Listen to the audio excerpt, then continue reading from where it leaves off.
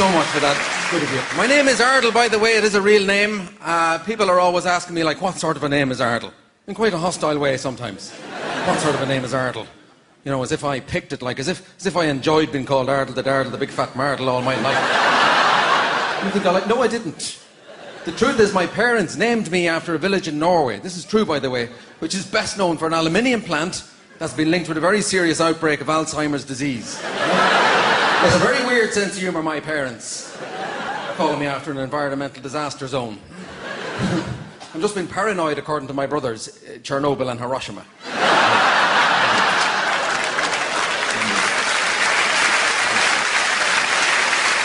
I had a really embarrassing incident earlier on in the week. I was on a train and I offered my seat to a woman. And I started talking to her. She didn't like that, but, you know, I gave her my seat, so the least you could do is have a chat. And I said to her, when are you due? And, of course, I probably shouldn't have said that. I mean, it wasn't the first time. And she looked at me with horror. And, of course, I realised she wasn't actually pregnant. She was just a little bit fat. But quick as a flash, I covered my tracks. I said, when are you due another snack? So, yeah.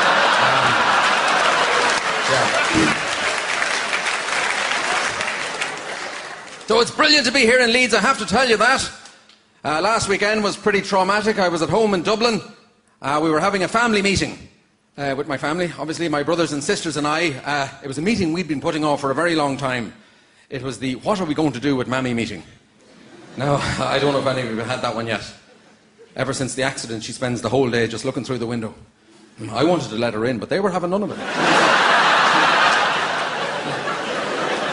There are so many manly things that I cannot do. I can't even open a bra with any sort of competence or distinction. That's something all men should be able to do from an early age. Open a bra. Women appreciate a bit of dexterity in that department. I mean, if you don't have a girlfriend, just ask your friend to put on a bra and practice on him, because it's important. Women hate all the awkward fumbling. Oh, God, I'll do it myself. And then, of course, the magic is gone. My wife knows all she has to do is wear a bra and she's safe from my advances.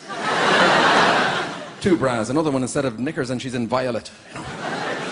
Sometimes she slings a bra across the front door, I can't even get into the house.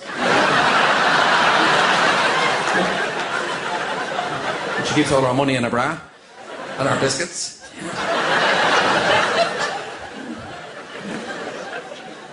But making love is not an unpleasant activity, if memory serves me correctly. But as a term, it leaves an awful lot to be desired, doesn't it? Making love. It just sounds a little bit insipid. It doesn't describe the act effectively. How did you get on last night? Oh, we made love, and then we watched location. And a really great night. You know, when lads are together, the language is more robust, isn't it? It's more effective. Now, how did you get on last night? I screwed her. I nailed her. You know, I drilled her. It's all DIY terminology, frankly, isn't it? I sanded her down, so I did. I primed her, I applied 2 coats, and I let her dry. There's millions of euphemisms for this activity. It doesn't have to be DIY, it can be anything. Oh, she was leaking, I sorted that out, so I did. You know? I'll make it on that one. But, yeah. You know what I mean? But I think the most important time of the day for anyone here lucky enough to be in a relationship, I think, is the first half an hour after you get into bed in the evening. This is the vital time for all of us who live busy lives. This is the chance to catch up on the day's events and discuss your hopes and your dreams for the future, and to blame each other for stuff that went wrong earlier on. And it's also a great opportunity to touch each other. You know, maybe not like that. That won't get you very far. Anyway, just stop polishing my face there, you freak. It's a very important time of the day. Don't squander it.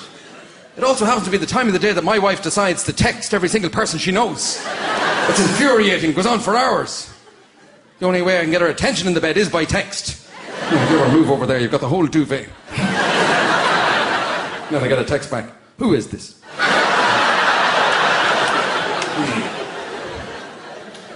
So I'm having an affair at the moment. With my wife, I should stress. We're both very lazy people. And basically, it's a game we play.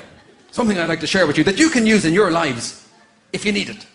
I arrive home on a Tuesday afternoon pretending to be my wife's secret lover, wearing a cravat and clogs and special leggings. And we go up to the bedroom and take all our clothes off, and she's going, oh, no, we shouldn't. And I'm going, oh, we should.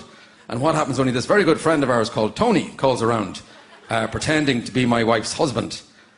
And yeah, I had to very quickly put on all my clothes and climb out the window and stay away for about 3 hours.